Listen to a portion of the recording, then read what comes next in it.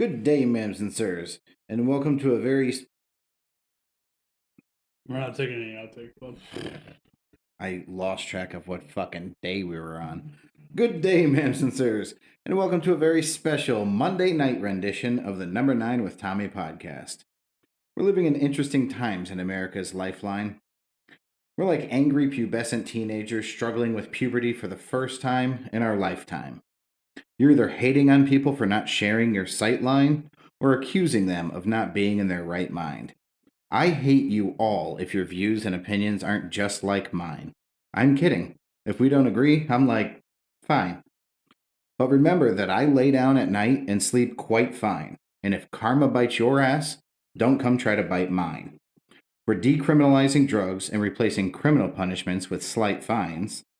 And we've taken prayer out of schools in an attempt to create bright minds.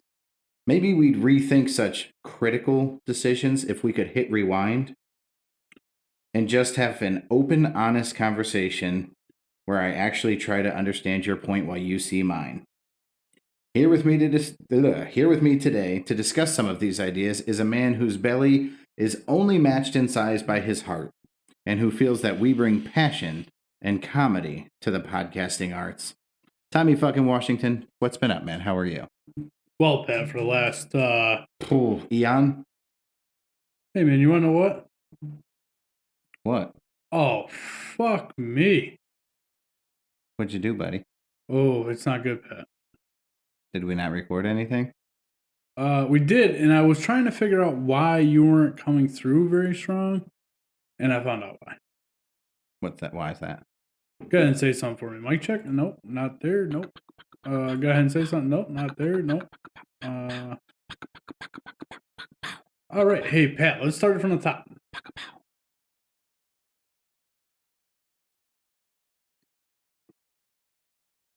I should have known something was up. Because this has not started well at all.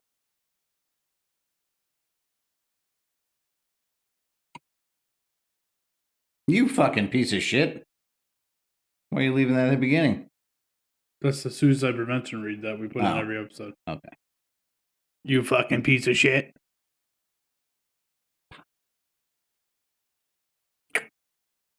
Oh, let me turn this down a little bit. Yeah, I turned both these mics up thinking that was the problem.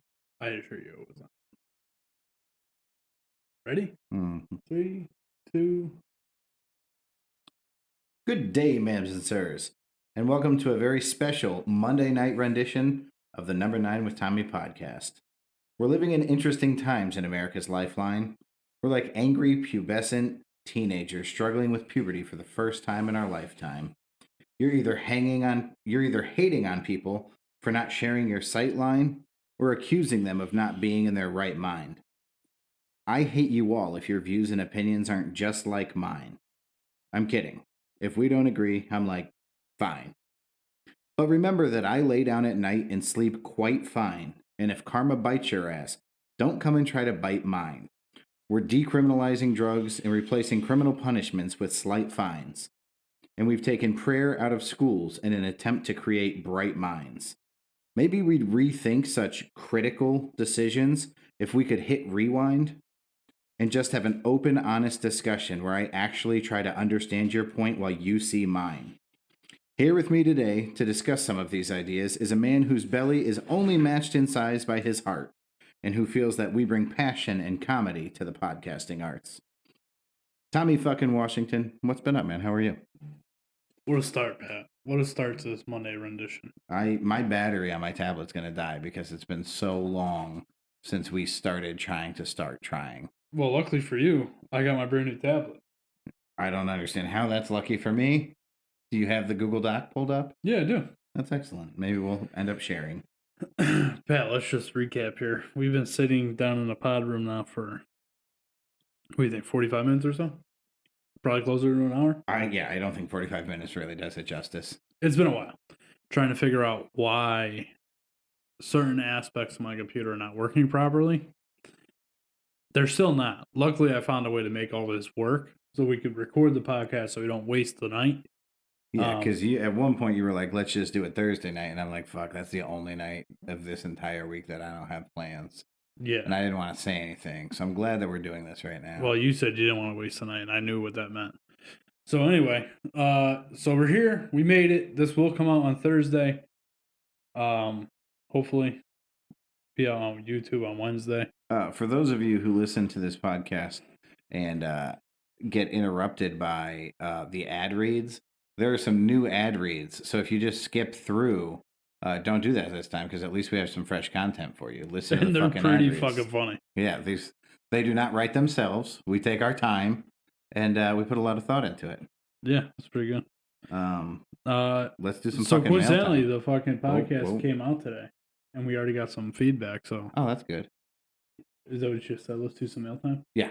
Oh, cool. Let's do some mail time. Okay. I'm so excited that Is it under Ronnie Jackson? Oh, is it under Addicted to Food?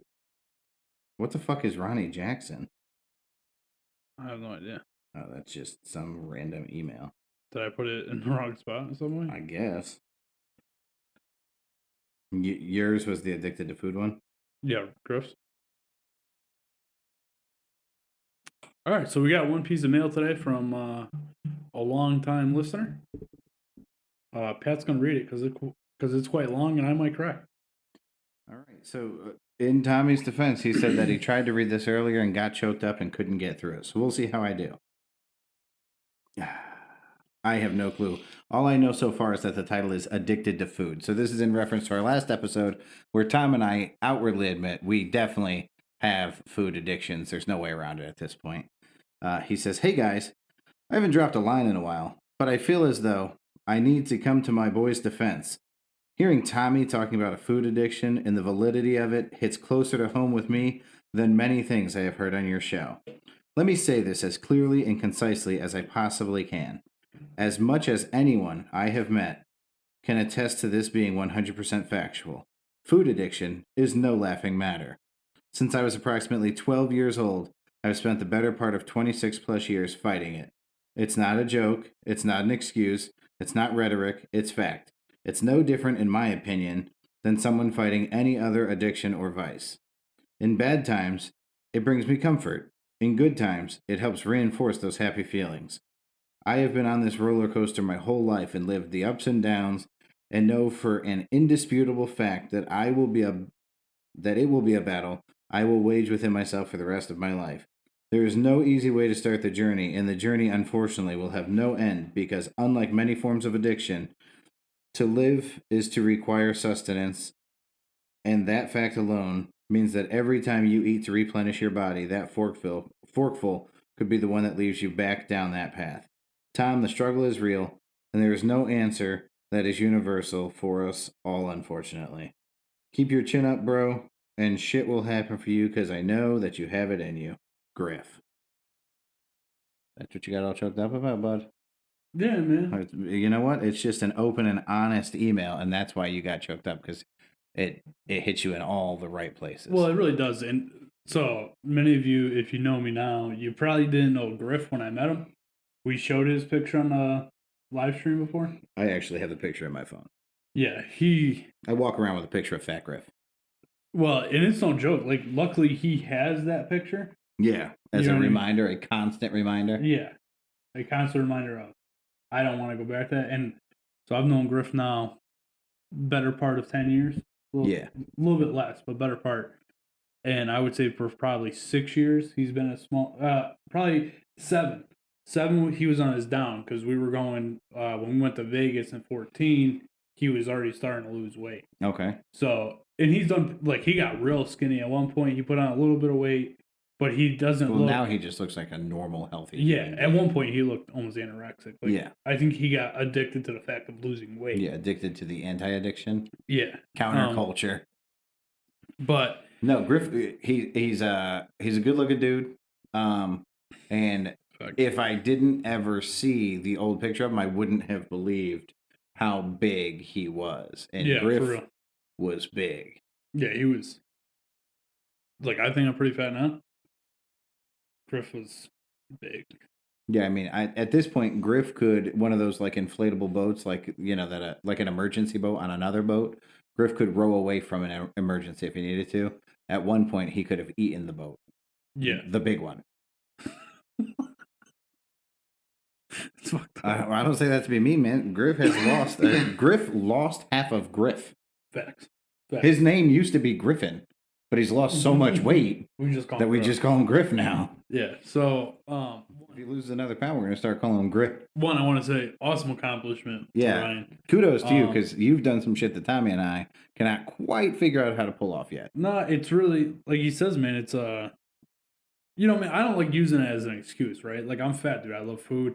I understand there's other people out there, and really, what it comes down to, and I understand this is self control. You need to have that self control. But like you said, with addicts, man, it's hard. So I'm hoping, this is the time, and we go forward. You know what I mean? Yeah. But anyway, thanks for bringing down mail time, Griff. So we've got I mailed in 2 memes that had you been prepared would have been on the podcast, but I'm sure since you were just dilly dallying on the computer all night. Yeah, to be fair, I've been kind of trying to get the podcast going. So the first meme, I'm not even sure you can call it a meme, but it says, in 2014, the government tried to forcibly take a cattleman's land over the fact that the man's cows were on such land that he owned. The cattleman and his neighbors, armed with the same weaponry as the federal officers, stopped the government from doing so and took his case to the highest of courts. In January 2018, that's 4 years later, a Supreme Court judge ruled the government was in the wrong and the cattleman and his neighbors were justified in their actions. That cattleman was Cliven Bundy. His case was silent in the news because it proves the importance of having such guns and proves the importance of the Second Amendment. I thought that was an important one to throw on here. That's an interesting story. So look that guy up if you have any inquiries. Cliven Bundy. Spelled exactly like you would expect that to be spelled. The second meme. I'll read it. Which is wonderful. Have you read it yet? No. You're going to laugh. My niece turned 3 today. She asked for a Lion King cake, but specifically the moment where Mustafa dies. Or Mufasa dies. Because everyone will be too sad to eat the cake and it will be all for me. This fucking 3-year-old. Did you see the fucking cake? It's of a dead Mufasa so that nobody else wanted to eat the cake because they would be too sad. They let her eat that all by herself, right? The fucking kid's funny as shit. I gotta tell you, man, I've had this iPad for all of 3 hours. And you're in love? And I'm already fucking loving it. It makes the podcast so much easier. Dude, I've been saying that the whole time. So, Pat, I know that we're in mail time. I carry mine around like a blankie. But I know that you have that in that rugged case, right? Yeah. So, but I believe we have the same size. Giggity. And I have a, you have a kickstand on yours. Yeah. I have an extra smart cover, it's called. Mm-hmm. Which is this little thing that's round up in the back there because I bought a keyboard for mine today. And I had already ordered the smart cover. I have a Bluetooth, full-size Bluetooth keyboard and Bluetooth mouse. I can't use that stupid little keyboard. That's all fucked up. Have you tried typing with it? Like actually typing? Not like a full paragraph, but I'm sure. Yeah, no, it's uncomfortable, bro. All right. I appreciate the offer. Time. Yeah, go fuck yourself. All right, that's fair. Trying to do something nice for somebody. I clearly had that coming. Yeah, go fuck yourself.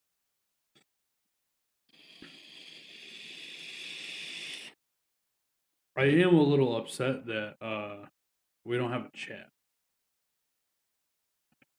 And I plan to release this on Wednesday, like we would normally on the website there. Yeah. And they won't be able to see, like, there won't be any chat in there either. You know what I mean? Yeah. So we got that. Which one do you want me to drop in first? Whatever. Fuck. Do you think? I think we should play these for the people watching on the internet here. Just because. Are there people watching on the internet? If they watch it on Wednesday, there will be. Oh, okay.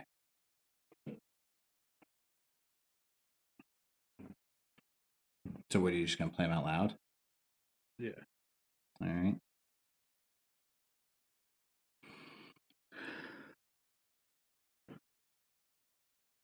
I'm not sure what happened here.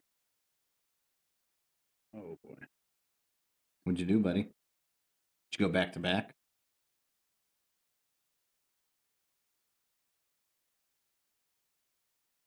Fix it.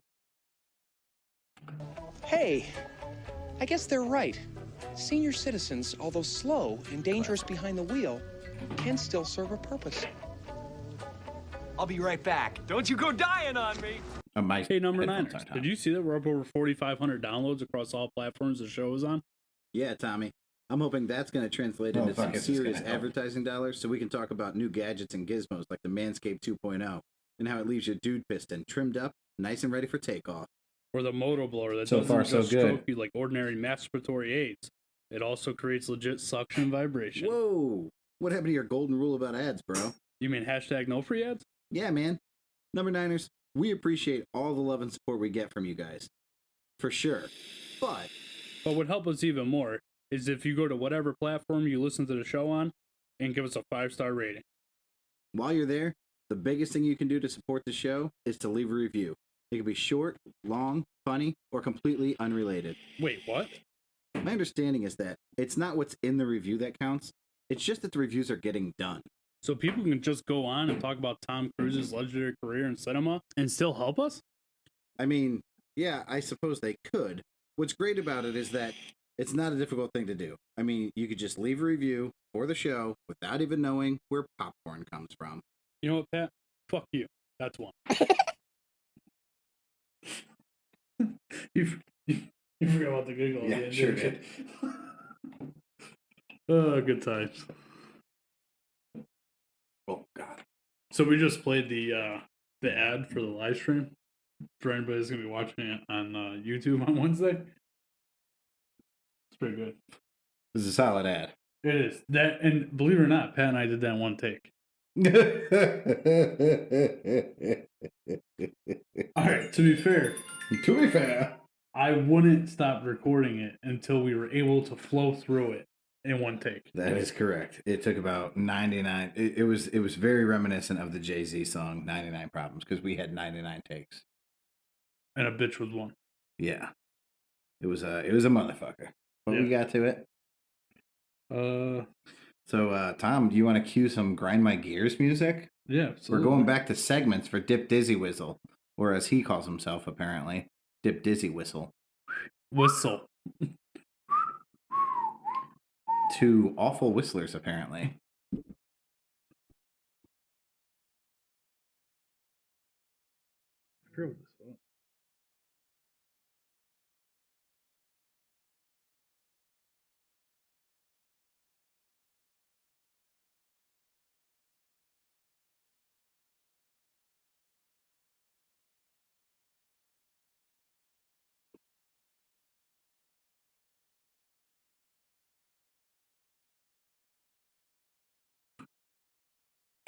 Pat, what do you got?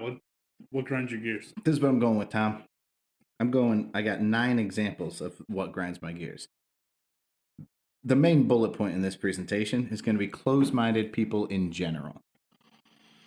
Number 1, racists.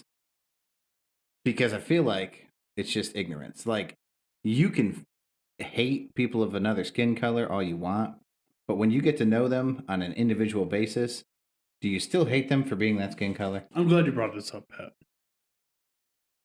We're only on number 1. Let's go. So, something happened at work today. Coincidental timing. I wasn't around for it, but I was told. Didn't you just say something happened to me at work today? No, something happened at work today. Okay, like in general. Gotcha. In general. I wasn't made aware of it until after the day had concluded. Okay. But it has to do with our man, Old Man Clutch. Okay. And the inbred. And the what? The inbred. I have a feeling I know who you're referring to. You know exactly. Dirt Ring. Dirt Ring? Yeah. Is he a neighbor of mine? Somewhat, yeah. Yeah, okay. The one that has a dirt ring around his neck. I've never noticed that, but now I'm not going to be able to unsee it. Fuck you for that. That's one. So like a necklace made of dirt. oh, so bad, dude. At least he knows where to stop shaving. It's all like it looks like he's never showered. That's gross. It's quite disgusting. And the fact that he has a significant other that isn't in the now this is a true story. Now What if she kisses his neck while they fuck? She gets a dirt full sand mouth, in her a teeth. mouthful of dirt. This is a true story. So I used to work on a trash truck. Yep. And I've been big, but when I was living up in Mass, I lost a bunch of weight for a little while. Yeah. So all my pants were big. Now I have no ass as it is, so my pants, everything's I'm sagging my pants. It's not intentional. I have no ass, and no matter how tight I make the belt, it doesn't stay. My pants don't stay up. It's Get horrible. some suspenders, bro. Suspenders are pimp as fuck. I really think I've been thinking about it, but I'm too fat to get suspenders. Like I'd rather be like muscle man there that wears suspenders. You know what I mean? But anyway, so they're having a conversation, old man Clutch and the other guy, and I think that old man Clutch and I have a pretty good relationship where we can. If you don't pick it up from this conversation, he is African American. He's black. I was just gonna say, I wonder if people know that old man Clutch is black. Yeah. So I think him and I have a good relationship. We can kind of poke fun at each other when it comes to the race. We know that it's in good fun. There's nothing serious being said, but we've also worked together for a long time. We know each other pretty well, I think. And we know the boundary, I think, with each other. You know what I mean? Yeah, like it's okay for you to make jokes. It is not okay for you to drop an N-bomb. Yes. Yeah. Okay. So this kid doesn't really know. He's only worked for us for a few months. And I hate to judge a book by its cover on this one, but if you were to open to the first page, it would say, "Hi, I'm racist." Yeah. That's the intro. So he said, you ever watch any good movies? He's like, "Oh, a movie's great, American History X. Sad ending, though. Sad ending." That's how that conversation would go. Real heartbreaker. Great opening scene. It's not a feel-good story at all. So something along the lines of, he said to old man Clutch, "Don't you people?" So Doob was people, like, that can't be misconstrued. Yeah. So Doob was like, "What do you mean, you people?" And he was clearly stating a stereotype. Okay. For black people, and then after Doob kind of like called him out on it, he did not rescind. He just kept going and throwing more things out there. Like, well, you'll learn this about some racist people, and it's 50-50. But some racist people think that if they wholeheartedly claim to not be racist, like never backtrack on what they've said, then you're crazy for still thinking that they're racist. Like, no, that's obviously not what I meant. Like, you're an idiot for thinking that that's what I meant. So today I had a lot of epiphanies today. Yeah. Not epitome. Epiphany. Yeah. Epiphany. What was the word that we fucked up? I fucked up epitome by reading it epitome and then rereading it epitome. Doubling down. Old man Clutch was totally with you with the epitome thing, by the way. That's what it looks like, bro. I cannot believe that's a word. I said spelled. that ain't a fucking word, bro. Anyway. I thought it was too. I finally agree with racist breed racist. Yeah, no, that's 100. Because that's a double-sided coin. Racism also breeds the strongest anti-racists. Yes. It's kind of like alcoholics breed alcoholics, but alcoholics also breed people who will never touch alcohol. Yeah. And I guess it really comes down to how much you idolize one of your parents. Yeah. Right? And I can tell you or how disgusted you are by them. Yeah. So I can tell you Dirt Rank idolizes his father. My pawpaw's like a god to me. Yeah. And there is zero doubt in my mind. Like, just the way it, like, he's not that bright as it is, but there's no way that you're that dumb. I don't think that you can be very intelligent and racist. You can't be both. I find it difficult to believe that an intelligent person, like, the more intelligent you are, the more hateful you are. If you don't like Donald Trump, I think Donald Trump's very intelligent. I also don't think he's racist, but there's plenty of people out there that think he's racist. Well, Donald Trump is intelligent in some forms of the word. Donald Trump is a great speaker. He is a good businessman, though both of those points could be argued. But Donald Trump knows what the fuck he's doing. That's what I'm saying. He understands a process. Yes. But Donald Trump, I'm not going to say, like, he's not a fucking physicist. No. You know what I mean? But I'm saying intelligent in the, he has some smarts. Yeah, he's certainly he's got a niche. Looks like sounds like he's still in the 5th grade. Yeah. You know what I mean? Yeah. So he also looks like it. Yeah. I mean, don't get me wrong. I think the kid has a good heart. I just think he's been read. Part of me thinks that he doesn't even realize what he's saying is wrong. So, but that is what brings number one full circle. I said racist because if you get to know the person of the other race that you're hating on, then all of a sudden I'm not racist. I have a black friend. Yeah. Because that's the only fucking black person you've ever gotten to know. Yeah. That's why you have a black friend. If you get to know a couple fucking people, I bet you'll like them. It's kind of like food. Like if you eat chicken nuggets your entire life, you're gonna be like, I don't like that. Well, no, you haven't fucking tried it. Try it. Grow some fucking wings with your roots, bro. You don't have to just have roots. You can have fucking wings. I got you. Anyway, let's not get number two. You want me to say it? Sure. Judgmental parents of other parenting styles. Yeah.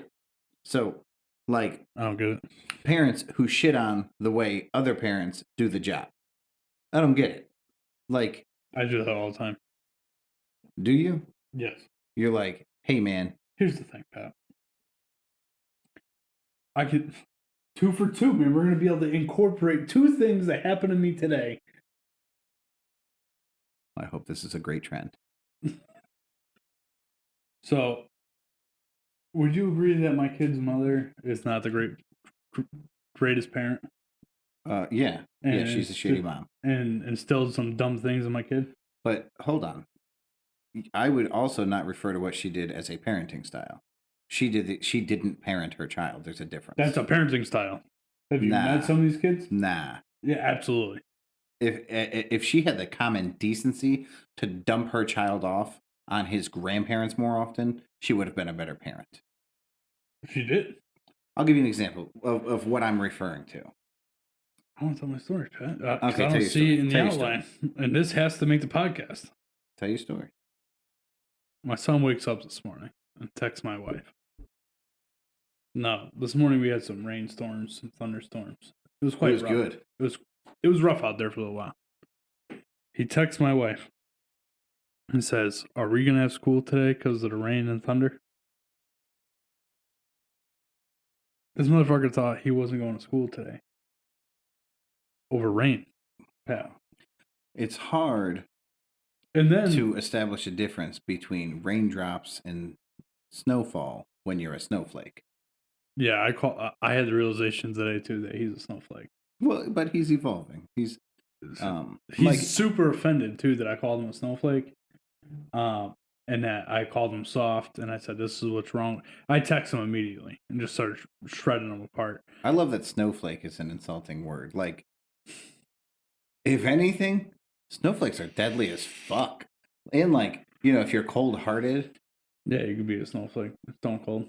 Yeah, like Chuck Liddell was the Iceman, but then all of a sudden somehow snowflake is insulting. Like, shit, that just sounds like a ninja throwing star. Well, like death. I got home from work today, and I just started shredding him even harder, right? Like, I was just going in on him.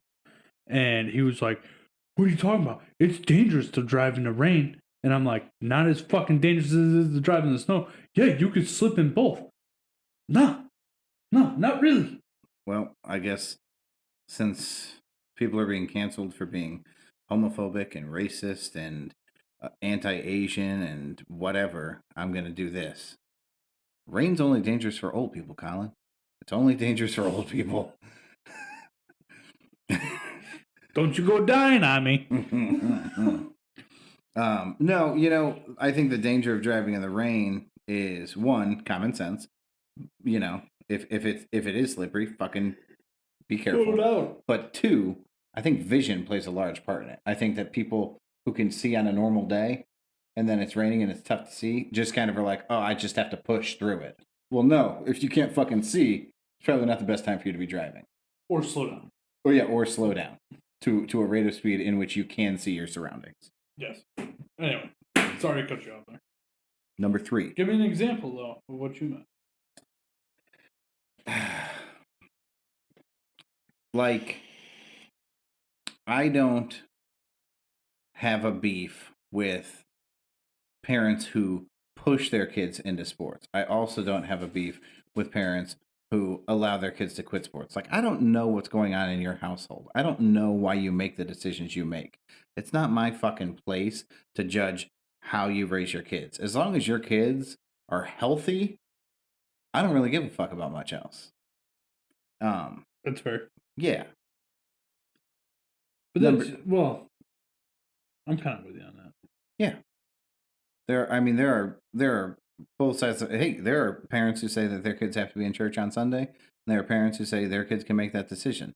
And the kids who are forced into church sometimes leave the church. The kids who have the option sometimes have the strongest faith. You know what I mean? Your development and your children's development based on your parenting style should be, my child is developing, right? Like, I can't force much on this kid. And the more I try, there's a 50-50 shot that I drive them away from the thing that I want to drive them to. So I should allow them to develop. It's like the you ever play catch with an egg, like an egg toss at field day in school? Yeah. And you have to like softly catch it, like you have to receive the egg. You can't just throw your hand out and grab it. That's parenting, man. And I'm not being judgmental of the hard style. If you have a hard style, I don't think you should fucking be anti the other way. And vice versa.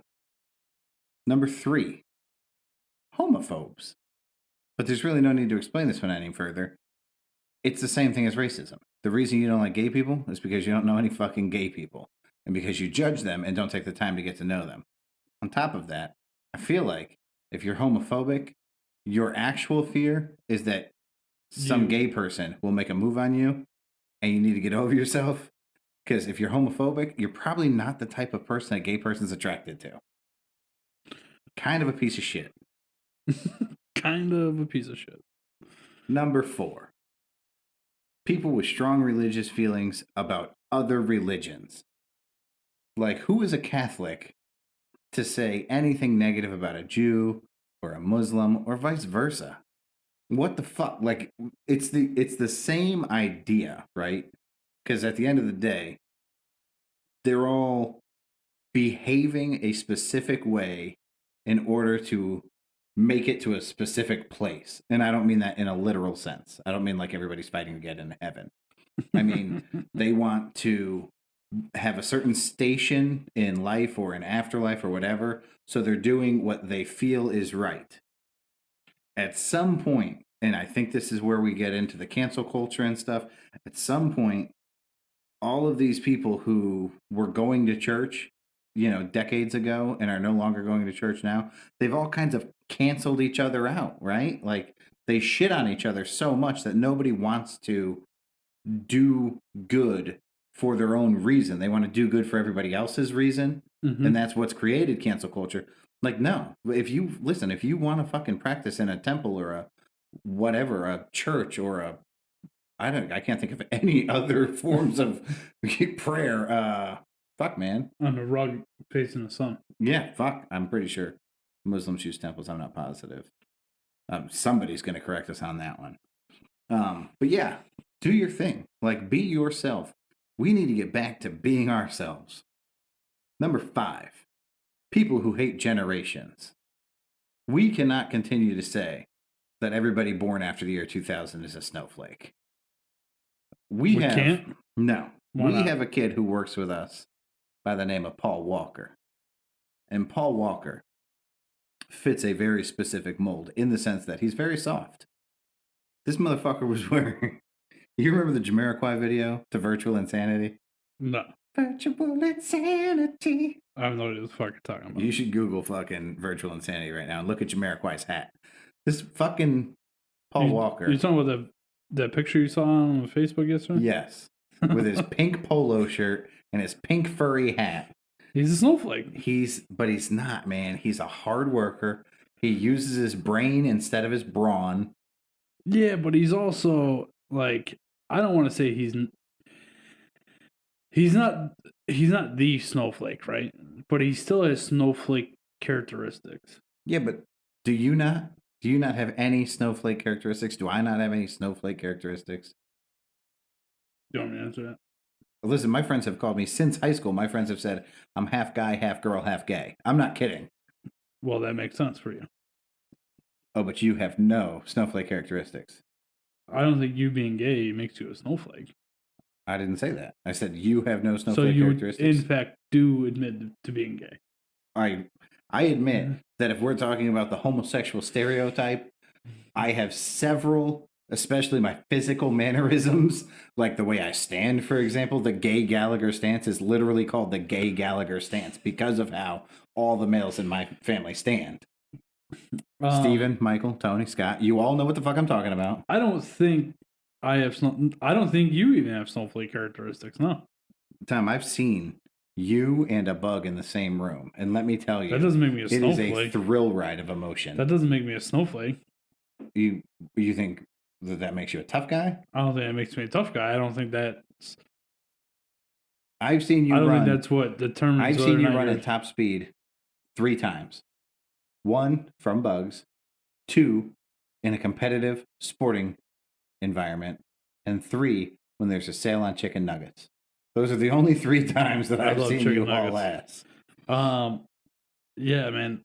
But on top of that, it's not just the snowflake generation; it's the older generation. Like we shit on the older. I do it all the time. I shit on the older generation. I never shit on the older generation ever. But the family values that we're lacking right now, all we have to do is open our fucking ears for a minute and spend some time with the older generation. Maybe take them out of the home for a walk. And fucking, I don't say that to be insulting. I meant that seriously. Like, stop. Don't just leave them there. Fucking pay attention to what they're saying. Go spend time with your fucking grandparents and great grandparents. I'm going to move on. Number 6. People who say pro athletes suck. Suck at what? Their sports? Yeah. Like, Tim Tebow wasn't a good quarterback, right? That's an example. Tim Tebow played in the fucking NFL. Tim Tebow, I guarantee you, was the best quarterback in his high school. I guarantee you, he was the best quarterback in his college, right? So then we're like, oh, well, he sucks. Like, compared to who, bro? The other guys who are getting paid millions of dollars to play the fucking game that they love? I wish I sucked like that. That really upsets you. It drives me nuts because it's somebody who couldn't lace their fucking boots. They couldn't make it through the fucking warm-up on Monday morning.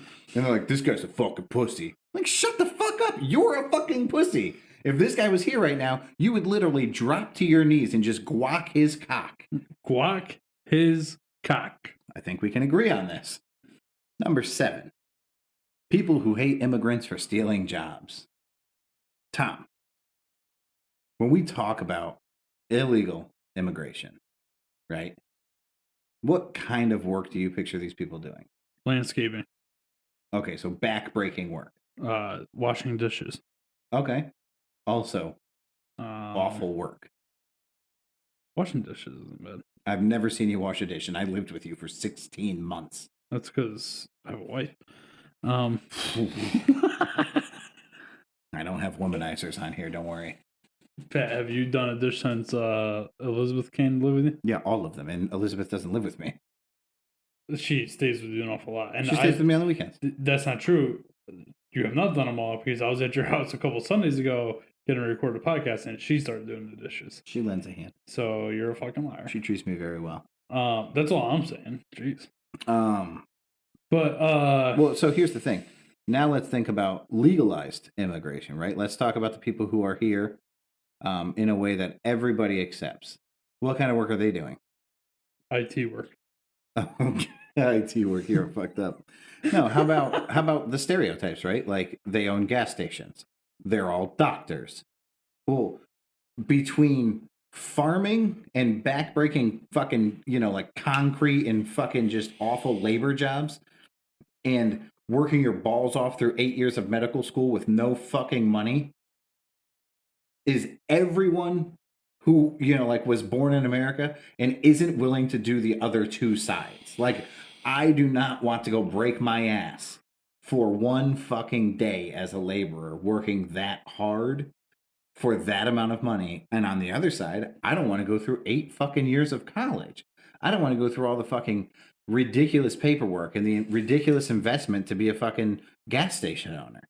So people break balls about these people stealing jobs, but who do they steal the job from? Because I hear these comments from people who are making just over minimum wage. Like, which job did they steal from your broke ass? You with me? To a degree. I'm not a fan of illegal immigration, so I'm not one that you want to be having this conversation with about. I'm not saying I'm a fan of anything illegal. I'm saying when somebody says they hate illegal immigrants and the reason for it is because they stole somebody's job, I'm like, whose fucking job did they steal? Nobody wants that fucking job. I see your point. I just typically, and I don't want to say I never have because I'm sure I have, but I typically don't hear people talking about immigrants stealing jobs. It's more illegal immigrants stealing jobs. Well, that's why I broke it down into 2 groups, illegal immigrants and legal immigrants. And they cover 2 ends of the spectrum, right? They're either top tier business owners or top tier professions, or they're literally bottom of the barrel, like out there in a farm picking shit by hand. And you're like, man, I wish I had that job. No, you don't. If you wished you had that job, you'd walk to the fucking farmer, say, I want that job, and he would fucking give it to you. No, you wouldn't. Why not? Because you couldn't pay him fucking nickels. Well, there you go. It comes with the job. The salary comes with the job. Nah. You want to go pick apples, go pick them for a fucking penny a piece. Dude, have you ever been apple picking while we're on the subject? No, fucking Liz just asked me that the other day. Dude, don't do it, bro. It's a trap. Bro, she's like... They charge you an absorbent amount of money to go pick your own apples off their farm, dude. When they have them in baskets already that you could just fucking buy, and they pick the right apples. But not only that, dude. Eric and I went with Colin one time. We've easily spent $70 on fucking apples. Yeah, that's ridiculous. My father, when Liz and I just went down to Virginia to hang out with my dad, this was her counterpoint, because she's like, do you want to go pick apples? And I was like, sure, which grocery store do you want to go to? She didn't think that was fucking funny. And she was like, we went strawberry picking with your dad. And I'm like, my dad is making up for lost time. Like, my dad wants to go strawberry picking because he's looking at me like, you know what we missed when you were 6? We didn't ever go pick strawberries. Let's go pick strawberries. And I accept that because I understand his station in life and like the regret that he's dealing with right now. So that's fair. Unless you're picking apples out of regret, I'm not going with you. Like, that sounds crazy to me. That's fucked up, man. I do have an apple tree in my backyard. You're welcome to all of the apples that you want, Miss Elizabeth. There's a peach tree too. Dude, my peach tree, there's got to be fucking 60 peaches on it right now. It is fucking awesome. Where were all these peaches last year? I don't know. The apple tree was crazy last year. The peach tree is crazy this year. The apple tree has nothing on it yet. All right. Don't get off topic, Pat. Anyways. Number 8. People who feel superiority through any value that they didn't learn at the same time in their life that everyone else did. I.e., sharing, loving, apologizing, accepting, doing your best, and caring for each other. When you're talking about like somebody that's like 30 and just learn how to share? No, I'm talking about the people who shit on other people, who do those things, like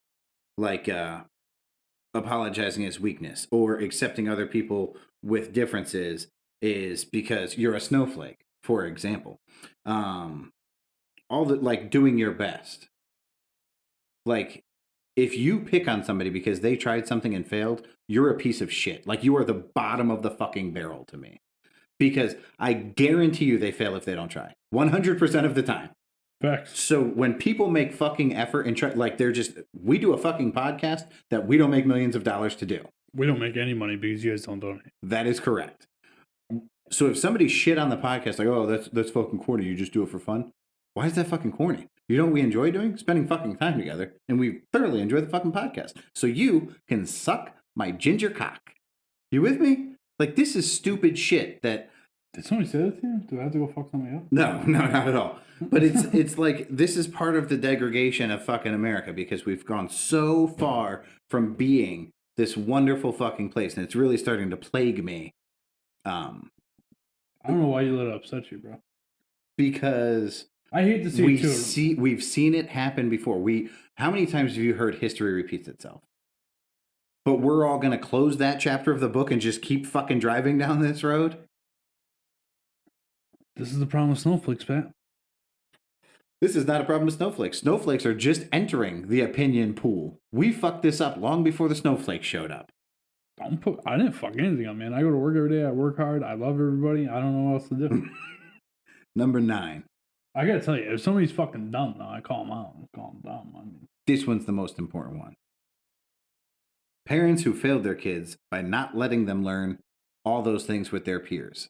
If you weren't teaching your fucking kids that caring is sharing, or to apologize after you hit somebody, kids hit. Like it's a given, right?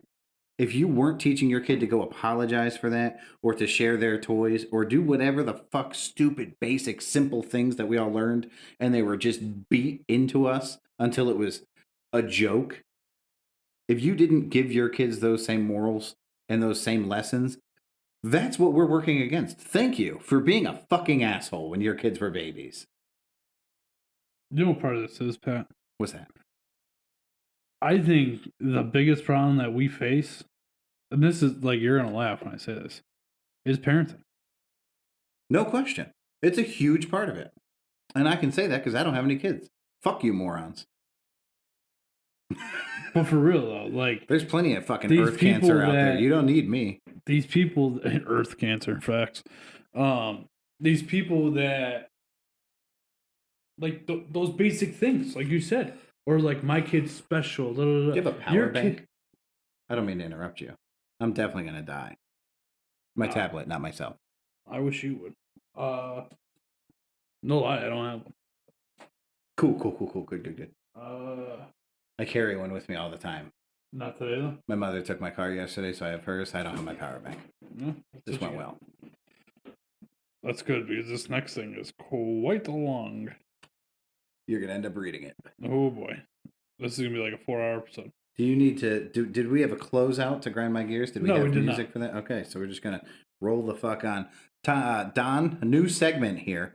Don, we're segueing away from the Grind My Gears, which was 9 things that were directly related to close-minded people. Go ahead. I got something that can break it up. Okay, let's do it. Oh, is it another ad read? Yeah. Nice. We'll play this one for the... Okay. Because this one's actually my favorite. This was like a 50-50. I didn't know if you were going to love this or hate this. I love the end. That's really the only thing I like about it. You didn't like that I took a serious idea and made it a joke? The ending? That's what I just said. I love the ending. No, the beginning. You're like, don't fucking do it. Hey, I guess they're right. Senior citizens, although slow and dangerous behind the wheel, can still serve a purpose. I'll be right back. Don't you go dying on me!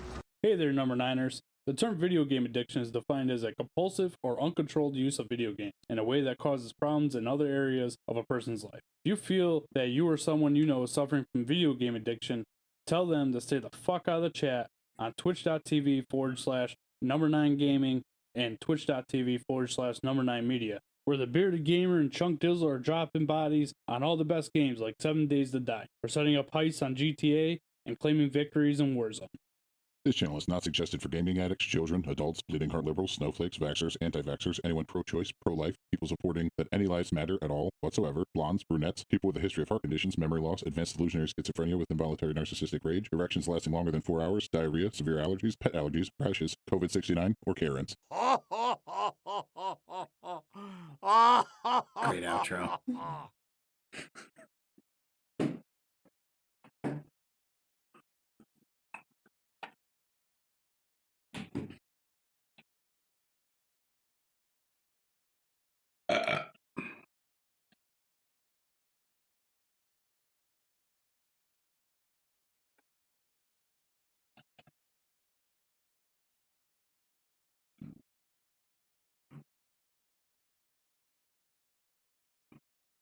Pat, you forgot about the laughing guy at the end there. I did. Both of the endings got me.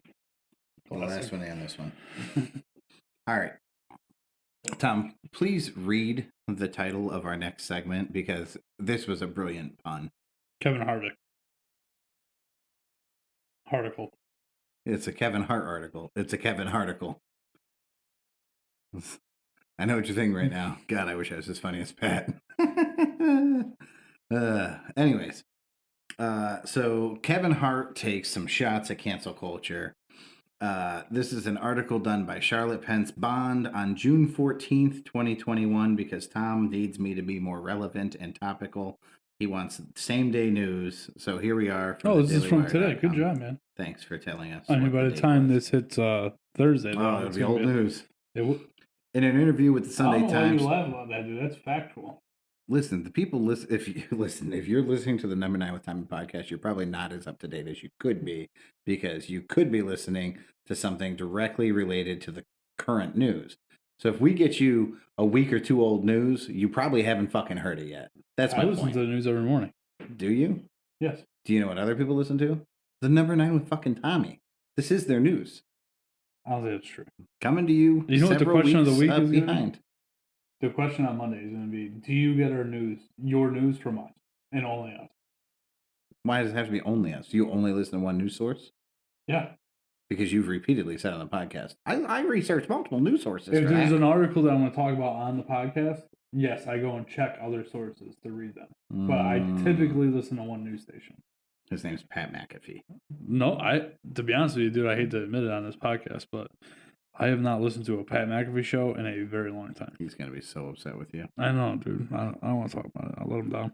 Anyways, in an interview with the Sunday Times, comedian actor Kevin Hart discussed cancel culture after he ended his hosting gig for the 2019 Academy Awards over previous tweets and jokes deemed offensive by the woke. He's quoted saying, "If people want to pull up stuff, go back to the same tweets of old. Go ahead," he said. "There's nothing I can do. You're looking at a younger version of myself, a comedian trying to be funny, and at that attempt, failing. Apologies were made. I understand now how it comes off. I look back and I cringe. So it's growth. It's about growth. When did it get to a point where life was supposed to be perfect, where people were supposed to operate perfectly all the time? I don't understand," he continued. "I don't expect perfection from my kids. I don't expect it from my wife, friends, employees, because last I checked, the only way you grow up is from fucking up. I don't know a kid who hasn't fucked up or done some dumb shit." Now, this is where I was hooked, right? I didn't need to read any more to go. This is what we need to talk about this. Because how many times have you seen cancel culture go, hey, 10 years ago, Jimmy Fallon wore blackface on national television. It was on Saturday Night Live. And nobody had a fucking problem with it. No. But because that's not acceptable today, Jimmy Fallon is a racist. Well, Jimmy Fallon probably worked with more black people on that show than the people who are canceling him have worked with in their life. Yeah. But he's racist because a joke that was perfectly accepted by his peers is no longer acceptable by the same age group, right? So he was in his 20s. He's now 30s, 40s, however old Jimmy fucking Fallon is. But the new 20s are going, that shit's not fucking funny, man. That's offensive. Yeah, okay, but it was fucking funny back then. It's also not a good idea to have asbestos in your fucking house. But at one point, it was in the insulation, bro. Everybody fucking did it. Facts. Cars didn't used to have seat belts. We learned, we moved on. Those cars can still be found. In fact, people pay top dollar. Fuck, my tablet just died. People pay top. Yeah, sure. People pay top dollar for those cars that were unsafe, that don't have seat belts, right? The gas guzzlers. They're showroom quality cars. They go to these fucking auctions and get paid hundreds of thousands of dollars for. So why aren't those being canceled? They're unhealthy. Dude, do you know how much a sealed copy of Super Mario Brothers sold for? On Super Nintendo? Yeah. It's a sealed copy. It was the only one. I'm going to try to take a real guess at it. It was the only one that they knew of in existence. The only one? Yeah, that was sealed in the box still. There's a special company out there that rates these things. I'm really hoping that it was rated at 9.6. I'm hoping that I'm high on this, but I feel like you're going to tell me I'm low. I'm going to say $100,000. I'm not even close, am I? Not even fucking close, bub. Is it over $1 million? No. Thank God. Is it over 500? Yes. That's ridiculous. Whatever the cost is ridiculous. $600,000. That's insane. I think it was $660 to be exact. Here's the kicker. All you're paying for is the cartridge. You're not playing that game. You'll never fucking open it.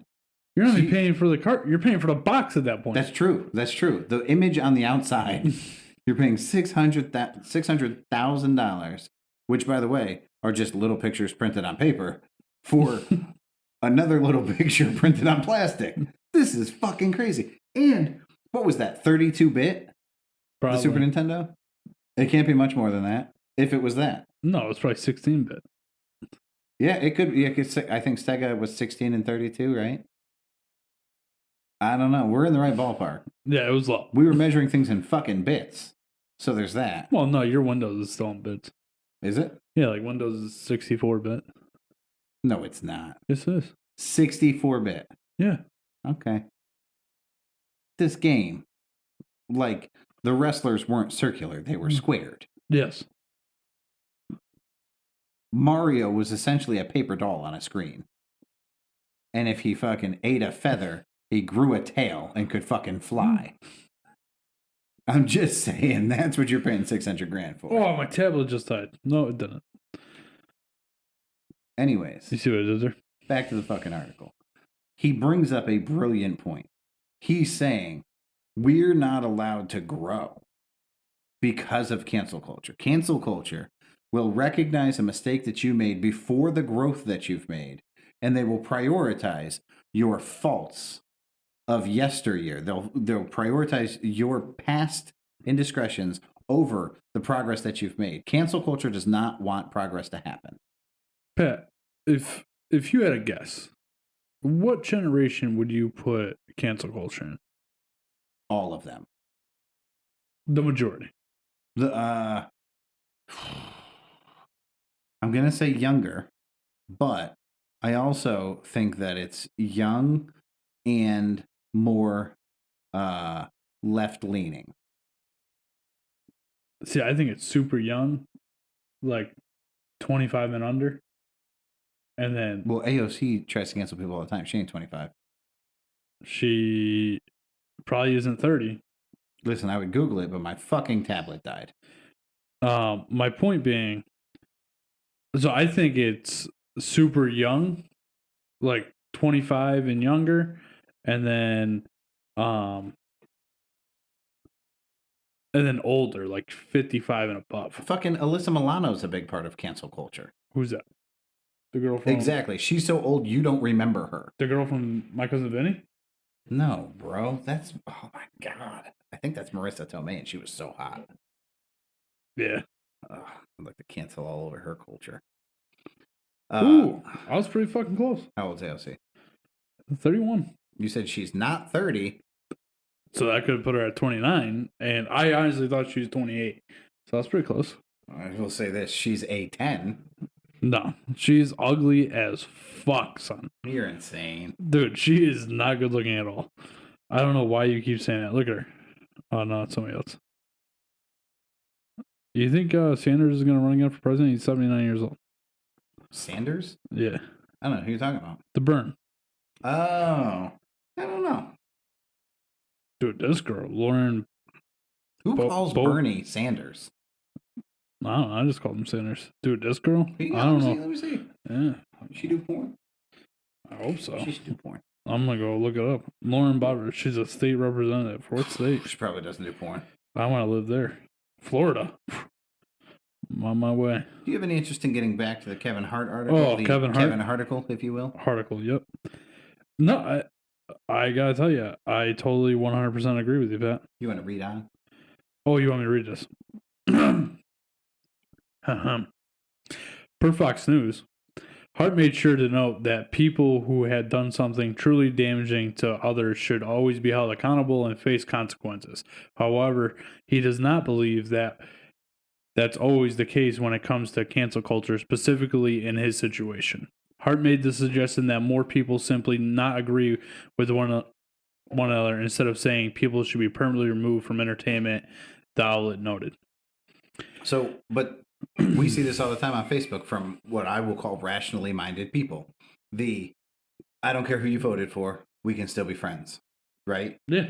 That's what Kevin Hart's saying. He's saying it seems like a better idea here would be that we just fucking disagree. Yeah, let's agree to disagree. Yeah, you don't have to take my career because we don't agree. I'm a comedian. In fact, you could even label me as an offensive comedian. Yeah. But I'm still a fucking comedian. Andrew Dice Clay hasn't been canceled. But fucking Kevin Hart was. Like, come on. And that's surprising because that's like, he's the trifecta. Look at... He's old, he's white, and he's offensive. Anthony Jeselnik. Yeah, Anthony Jeselnik hasn't been canceled. Jimmy Carr hasn't been canceled. These guys are outwardly offensive as a form of humor. That is their shtick. They're also, to be fair though, all three of those people you just named are nowhere near on the platform that Kevin Hart is. Anthony Jeselnik should be, but I agree. He should be. He's phenomenal. He hasn't come out with a stand-up in a while. He has. It's not very good. No. Yeah, Fire in the Maternity Ward. Oh, I saw that one. That's not recent. That's a couple of years. Oh, I thought that was new. No, it's been out for a couple of years. It's not as funny as the other ones. Anyway, back to what the article here. People get locked up so they can't be taught, so they can be taught a lesson, he explained. When they get out, they are supposed to be better. But if they come out and people go, I'm not giving you a job because you've been in jail, then what the fuck did I go to jail for? That point, right? This is how we've watched America degrade into the culture that we have. So we create a system where we determine your punishment at the government, the thing that rules us, right? The thing that defines right and wrong in our lives says, if you do X, you have to be punished with Y. You do Y as a result of X, you get out, and people are like, that's not good enough for me. Like, what the fuck? Since when? Since when is me... We've already established that is in fact good enough. That's why we've established that's the punishment. The punishment fits the crime, so it's over. It's done. Stop punishing me for something that happened before. Go ahead. How do you not give those people a shot? They're saying that all life should be over because of a mistake. Your life should end, and there should be no opportunity to change. What are you talking about? You're not saying something to make people angry. That's not why I'm on stage. All right, explain. I think this is, I'm not saying something to make people angry, but whatever. I'm trying to make people laugh, and if I did not make you laugh, I failed. That's my consequence. If there's think about that. Okay, so that's not what we do. We're not comedians. But you're on stage and you make a joke and the room doesn't laugh. That's a shitty consequence for your behavior. That is extremely awkward. It's embarrassing. You're a fucking professional who has one job and you can't execute. That's a horrible punishment for writing a bad joke. Yeah. So if you write a joke and 90% of the room laughs, the other 10% should have the power to fucking cancel you? Fuck that. Fuck that 10% for trying. Yeah. 90% of the people were fucking laughing. And I'm going to guess that 90% of people who actually take the time to watch Kevin Hart think he's funny. It took me a long time to grow a taste for Kevin Hart. I didn't think he was that funny. Just because he's so over the top. But when I watched his stand-up, I was like, holy fuck, he's really funny. Now when I watch his movies, I'm like, this motherfucker's funny. But when I just saw him as an actor, I didn't think he was that funny. If there's a message to take away from anything I've said, he ended, it's that in this world of opinion, it's okay to just disagree. It's okay not to like what someone did and to say that person wasn't for me. We are so caught up in everybody's feelings, like they have to be right and their way is the only way. Politics is fucked up because if you don't choose our side, you're dumb. Hart stepped aside from hosting the 2019 Academy Awards after some of his previous jokes and tweets drew criticism, and the Academy requested that he apologize, as the Daily Wire reported. I had made the choice to step down from hosting this year's Oscars. This is because I did not want to be a distraction on a night should be celebrated by so many amazing, talented artists. He wrote on Twitter, I sincerely apologize to the LGBTQ community for my insensitive words from my past. He added, I'm sorry that I hurt people. I am evolving and want to continue to do so. My goal is to bring people together, not tear us apart. Much love and appreciation to the Academy. I hope we can meet again.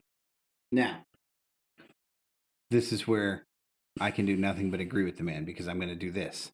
I completely disagree with his decision to back down to this fucking cancel culture. He said, I don't want to take the spotlight. It's not my night. It's everybody else's night. I don't want to be the headline.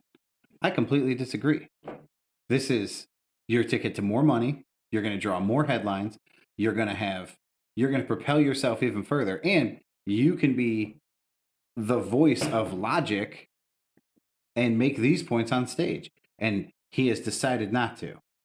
At the same time that I disagree with everything he's saying at the end there, I completely understand where he's coming from, and it's not my fucking choice. So yeah. I get it, man. I don't agree with you, but I understand that this is your decision to make, and I still will continue to watch Kevin Hart stand up in movies. I will not, ever. Because he backed down. Because he backed down. I get pussy. Fucking asshole. It's because he's small. Yeah, that's why. Kevin Hart's real small. I was going to say something else. Anyway, Pat, you got a movie review, right? Sure do. I'm going to need your tablet. Nope. Made some notes. Do it on your phone. You don't have Google fucking Drive on your phone? No, I don't. Thanks for asking. What the fuck? I was actually thinking that today. I was like, man, I got to have Tom show me how to install Google Drive on my phone. The same way you did it on your iPad. You did it on my iPad. Oh, no, I did it for a job a long time ago. Are you cueing the music? Yeah. I'm excited to have music back in the show.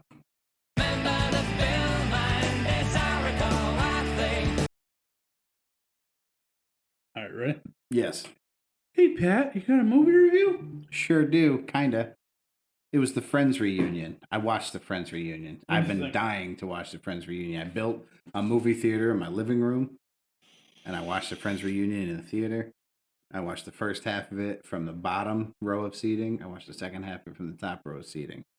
I've got some notes. It is remarkable. Have you seen the movie? Have you seen the reunion? No, you're going to give me the password and shit. I'm going to watch it tonight. Yeah. The number of people that they get from like all around the world. It's not America. They don't have Americans talking about Friends on the fucking thing. It's all over the world talking about very specific episodes and how like it completely changed their outlook on life. And a ton of them are directed right at Phoebe, like for being weird. And everybody loved that Phoebe was weird. And I was like, holy fuck, man. Like, Friends was a great show to me. And like, sure, I guess like if I look at it from the right perspective, I escaped reality by having a chuckle with friends. And they really were my friends, right? Yeah. They're like 6 people that you really love. You love those characters. Yeah, you were invested. You really wanted Ross to end up with Rachel. And you don't fucking know those people, but you do. So watching like the amount of impact that these motherfuckers had, you know, Friends has been viewed over 100 billion times across all platforms. I believe it. That's insane. I don't know what the Star Wars number is, but because there's so many episodes of Friends, I'm guessing they're pretty similar. You know, like that's 10 seasons. Do you think they're close? You think Star Wars has been viewed over 100 billion times? No.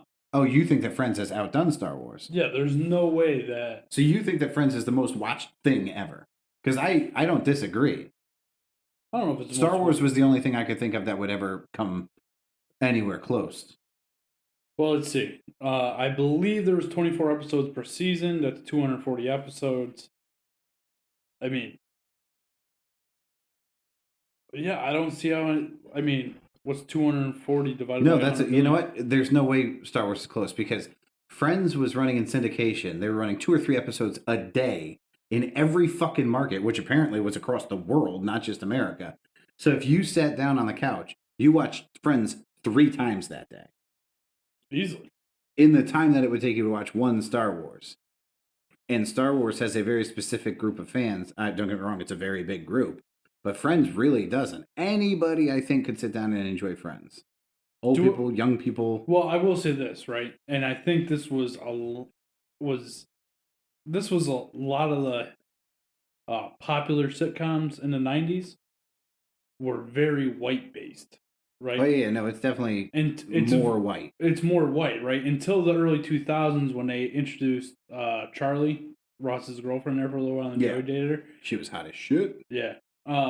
It didn't really have, like, same thing with Seinfeld, right? Seinfeld Well, that's was, probably why they introduced Charlie yeah, to begin with, was like we're it was missing like, this hey, target audience. yeah. We're missing this huge demographic. Yeah. Let's try and get, but at that point, it's 6 white people and 1 black girl. I mean, Yeah. come on. Yeah. But no, I agree with you that if you are between the ages of 25 and probably 60, Friends was a great show for you. Yeah, absolutely. So not just Phoebe's impact, but the impact that Friends had in general was pretty interesting to see. It was really cool. They had a fashion show. So like Cindy Crawford came out in the leather pants that Ross couldn't get in and out of. Nice. Justin Bieber came out as the holiday armadillo. Like, dude, they fucking crushed it. It was really cool to see. And Matt LeBlanc was sitting on the couch with the other 5 cast members, and then somehow comes out in all of Chandler's clothes. Nice. Which was because they were just like, what the fuck? Like, he just snuck away and fucking changed wardrobe. It was really funny. Could I be wearing any more clothes? One of them said that. Oh. It was funny as shit.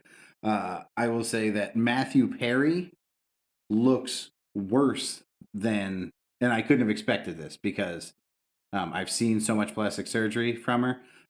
Matthew Perry looks worse than Caitlyn Jenner. I'm sorry, Courtney Cox. He looks worse than Courtney Cox. And if you put a picture of Courtney Cox next to Caitlyn Jenner, please tell me they don't fucking look alike. They could be sisters. They really could. We're gonna try something here. Courtney Cox, I have said, has gotten progressively more hideous over the years. Matthew Perry looks so bad and seems legitimately uncomfortable with the other 5 cast members at this point. I assume there's a lot of bitterness over his years of addiction. Yeah. And they didn't like outwardly say that. They kind of made it seem like they were all pretty cliquey. I do not think that they are. Did you? Oh, you just looked them up. Oh, this is not an independent idea from me. Other people are making this fucking comparison. Thank you.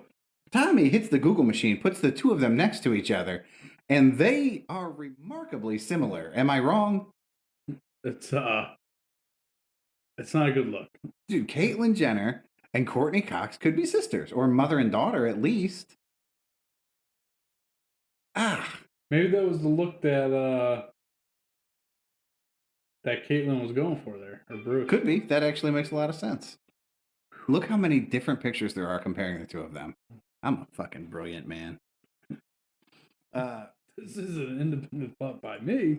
There's a we'll call it a scene. It's not really a scene, but there's a segment where James Corden, who does the hosting gig, in kind of an interview style with the 6 of them on a couch, says, "Did any of you guys have like romantic relationships?"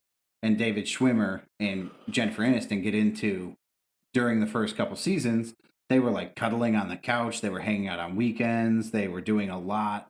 And Jennifer Aniston is like, obviously, like, we're so grateful that nothing ever happened because, one, we wouldn't have had that magical kiss in the episode. Like, our first kiss was on stage. It was so funny because I said to Courtney and I said to Lisa before it, I said, I hope my first kiss with David isn't on the set. And so she's like, we're so grateful now because what would have happened? Like, if something went wrong, we would have lost the show. It could have been that bad. And David Schwimmer just like, he's like, yeah, no, I totally agree. Like, there's no fucking way that David Schwimmer agrees that it's a good fucking thing they didn't hook up. He's like, yeah, no, this worked out great because you got Brad Pitt in the end, and I, masturbation and all. Like, poor David Schwimmer has no choice. He has to do the classy thing and be like, yeah, this definitely worked out better in the long run for everybody involved. I would have been like, nah, I don't agree with that. Like, I'm sorry. No, yeah, absolutely not. I would take a run at you right now and forget the 10 seasons. I would erase it all. Not all that money you was making, though. So that was watching it. He played it off well, man. It looked like he really agreed. Lastly, I was so mad about Lady Gaga. So Lisa Kudrow takes the stage in the coffee house in the Central Perk, and she plays Smelly Cat on a guitar. Now, okay, and it's fucking awesome. And out of nowhere, Lady Gaga comes through the door with another guitar and like upstages Lisa Kudrow. Like she really hits the notes and like belts it out. And then like a whole choir comes and they do the song. And Lisa Kudrow, I'm going to say jokingly, because it was said as a joke, but I think she was feeling the same thing I was feeling, was like, no, wow, that was really special. It sounded better when I did it myself, though. And Lady Gaga was like, it absolutely did. And Lisa Kudrow, so already I'm like, that's not a fucking joke. She's being dead ass. And Lady Gaga's not going to pick up on that. And Lisa Kudrow looks over at her and she's like, oh, you heard that too? And I'm like, I don't think she's trying to be fucking funny here. Like, don't come on a fucking 10-year or what, how many, 15-year reunion of Friends? 25-year reunion? I don't even know what it is. 2004, So 17-year reunion. Yeah, a long fucking time. And then upstage, one of the biggest parts of that fucking show, like a fucking douche, Lady Gaga. By the way, Lady Gaga actually looked really pretty. And I've never said that before. When she walked in, I went, damn, Liz, who's that? And she was like, that's Lady Gaga. And I was like, fuck you, that's Lady Gaga. So here's the thing, right? It had to have been a joke because the producers had, like, you think they took that in one take? This whole thing. You think they did a podcast like we did and just did it all in one take? Or like our ad No. reads? I'm sure that they shot all of this. Well, that I would assume was legitimate one take. And here's why. Her reaction to Lady Gaga coming in, then her reaction to the choir coming in. I would have to assume that they probably wanted, I don't know. It would have been awful if I was Lisa Kudrow, because I would have been like, who the fuck is this bitch? I did not recognize Lady Gaga at all. But either way, I don't like it either. Thanks for ruining it for me. I'm not even going to watch it now. My pleasure. There was a great, side... Oh my God, spoiler! What the fuck's wrong with you? That's right. Do you know what the difference is, Pat? When I spoil something and you do? What's that? This thing's been out for like... thing? No, this thing's been out 3 weeks. I got news for you. This is not a cinematic adventure, bro. The fucking movies that I spoil, or the things that I spoil, are 30 years old. Really? Well, except for... Thank you. Which one? The movie with Adam Sandler as the jeweler. Yes, when he gets shot in the face. Yeah, that one that you spoiled.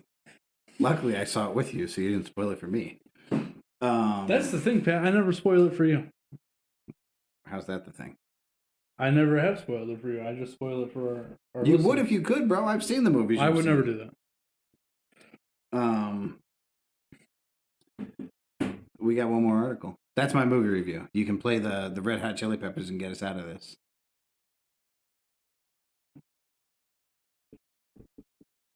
I think we should save this last article for Sunday. Do you? Because we promised we'd have it, and it's only one. Yeah, but dude, this is a debate, bro. Why is it a debate? Did you read it? No, but there's more than just... It's more than just, like, a simple, hey, we're going to say this, and then fucking... All right, so let's read it and say we're going to... Because I said before, I'm going to read into to critical race theory. I haven't had a chance because that was fucking yesterday. So we'll read it, and we'll come back Sunday with an actual conversation about it. That will be Sunday's show.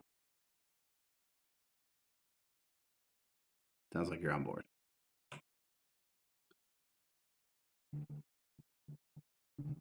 You gonna talk, Pat? What do you want to talk about?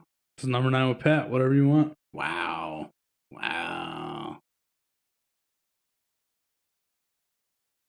I'm waiting for my host. If it's the number 9 with Pat. I said go ahead and talk about whatever you want to talk about. Oh, okay. So we have this wrestling trivia game coming up on Wednesday night. Super excited about it. Would you like me to run through some team names that we've discussed lately? I thought you were going to talk about the fucking critical race theory You article. said talk about whatever you want, so I just jumped into that.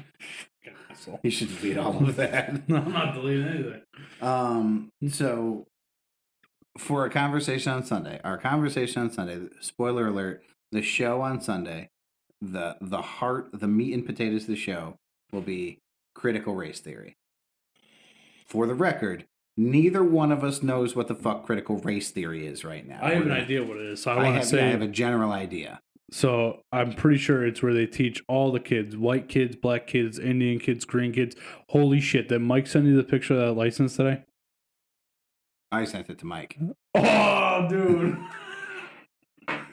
Are you talking about the fellow who lives down by the casinos? Is that where he lives now? Way?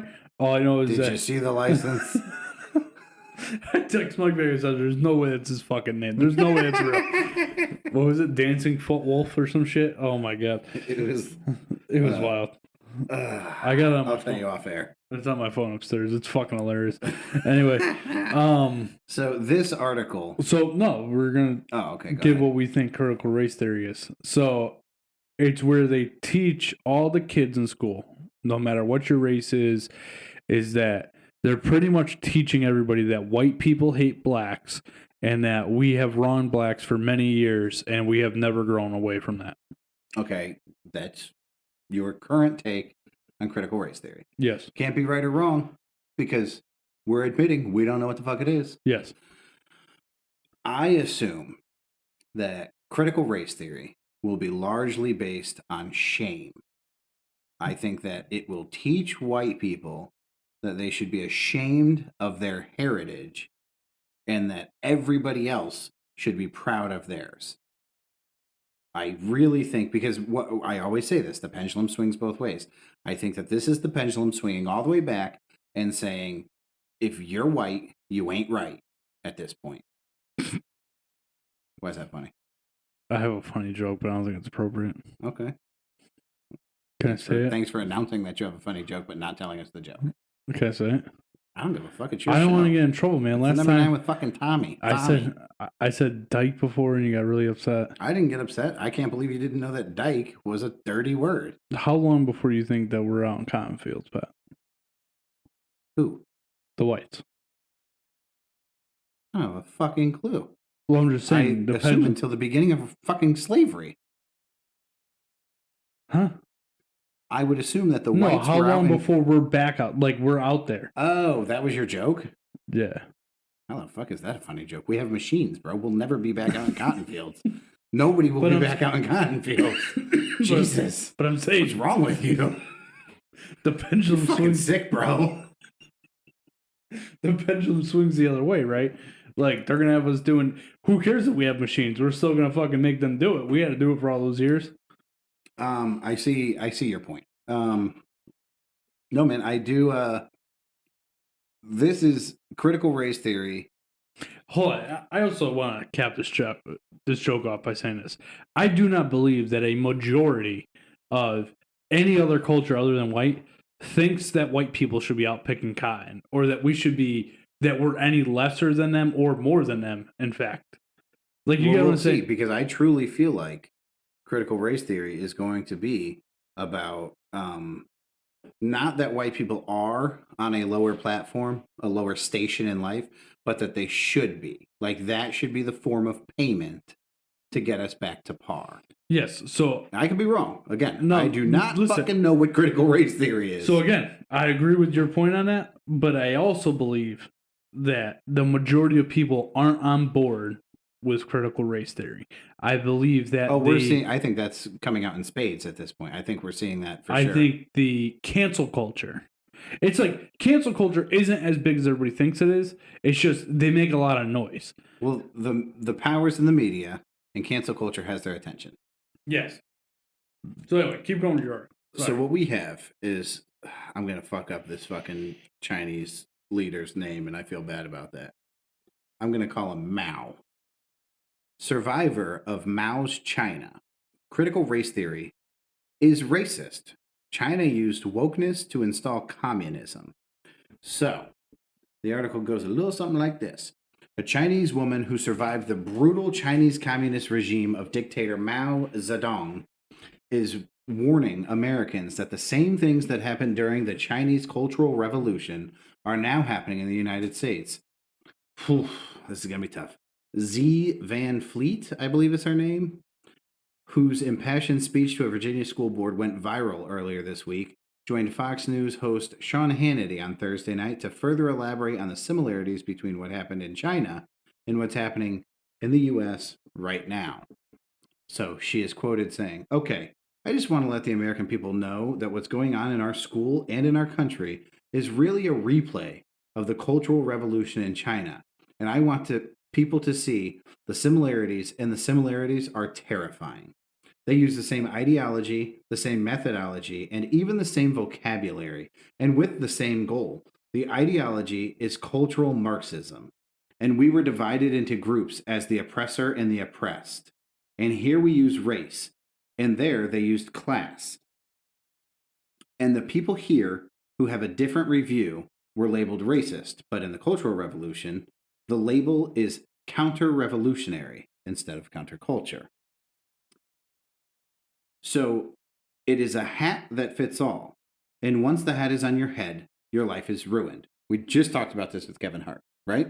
Counterculture, cancel culture says Kevin Hart shouldn't exist anymore. Once that hat's on his head, he has to back away from jobs that he had. Johnny Depp has to back away from jobs that he had. Gina Carano has to back away from jobs that she had. We're watching what she's talking about happening. She continues.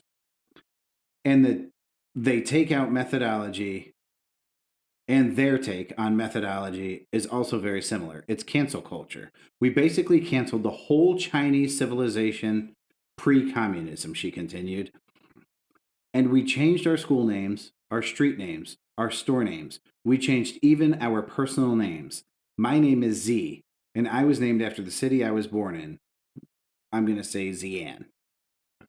She means west. So west is Xi'an translates to west. It also refers to the imperialism. So I wanted so badly to change my name because I wanted to be more communist. I'm glad that my parents convinced me not to. And the vocabulary is even the same as wokeness. And to be specific, we used class as wokeness. In Chinese, and then it's in Chinese. She says the phrase in Chinese. She says your level of wokeness determines your chance to get a promotion or to get a benefit. Or who decides your level of wokeness is the party leaders. A couple of minutes later, Van Fleet warned that freedom is fragile and we can lose it at any time if we don't defend it. And there's a lot of Chinese Americans who have the same experience and share my point of view. She continued, I know more and more people will step up and share their stories and tell the American people critical race theory is not anti-racism. It in itself is racist, it's divisive, it's destructive, it's dangerous. So that's what we're going to talk about on Sunday. What the fuck is critical race theory? I don't know. Oh, things are happening. Oh, God. What do you... There you go. Just leave it. All you gotta do is hand it to me. I might have shattered Tom's iPad. Brand new iPad. Almost made it 12 hours. You let me touch it. Dude, you make it 12. Pat, I got home at 7.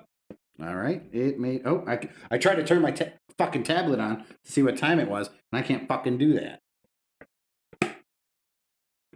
Anyways. Why? Why did you have to close it? So you're excited for Sunday? I don't understand. When are you going to find the time to research critical Why race didn't you theory? just hand me the iPad? I was curious. Fucking cocksucker. Your breath smells like kitty litter. I was curious. I'm gonna have time. Well, I ain't got shit else to do the rest of this week. Tomorrow, I'll probably do a little bit of editing with this, figure out what the fuck's going on my computer, maybe stream. Wednesday, nothing going on, more of the same. Thursday, nothing going on, more of the same. Friday, I got pool. Saturday, nothing going on. Probably streaming. I'm a little jelly. Well, no. So tomorrow night, I got the dentist. So Tuesday night, dentist. Thursday, during the day, I'm going to the doctor, but I have to work also. And I'm sure by the time I get home, I want to kill myself because I'm going to the doctor. So, what do you think the doctor's going to say to you? You're super fat. You're morbidly obese. I don't know what the fuck's wrong with you. I am going to have this may become a no vape zone, Pat. Oh, yeah? I'm going to get on the Chantix, I think. Oh, I'm allergic, so I can't join you in that battle. There's another one. I think it's called Wellbutrin.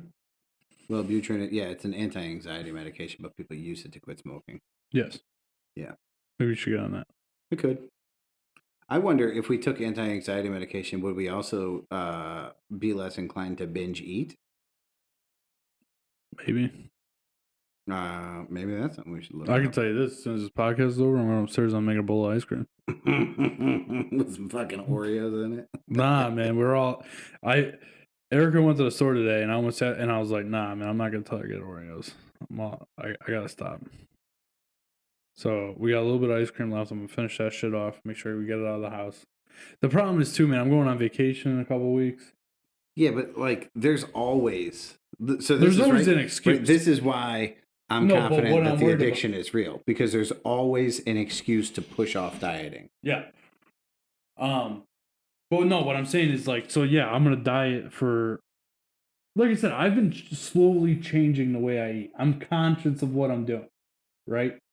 Like, Tom, to be honest with you, tonight... We ate fucking Wendy's at your dinner table tonight, the both of us. We had one burger and a baked potato. No, do you want to know what I would normally get from Wendy's? Tom, if it's any more than one burger. You know, I can't even say that. Because I have, for years now, I had to make this rule for myself. I will not order more than like a combo. I don't care if it's a restaurant. I don't care if it's a fast food place. I will not order more than what they've already predetermined as enough food, which is way more food than we need to begin with. Let me ask you this. We're almost done, guys, I swear, but I got to know the answer to this. When you're at a restaurant and there's two things that you like, right? But you know one will be a bigger meal, even if it's not the meal you would really prefer. Order the bigger meal. Every time, right? Every time. You know that the small meal would fill you up, right? Like, it would be plenty of food. You will not leave hungry. Every fucking time I order the bigger meal, even if I don't want it that much, because it's more fucking food. Yeah. What the fuck is wrong with us? It's facts, bro. So this is a true story. I told Mike Ford this. Yeah. Right? Me and him went out to Outback. You went where? To Outback. Okay. And I don't remember if we got an appetizer or not. If I go to Outback, I typically either get a bloomin' onion or I get oh my god, bloomin' onion. Or I get kookaburra wings. It's one or the other. Okay.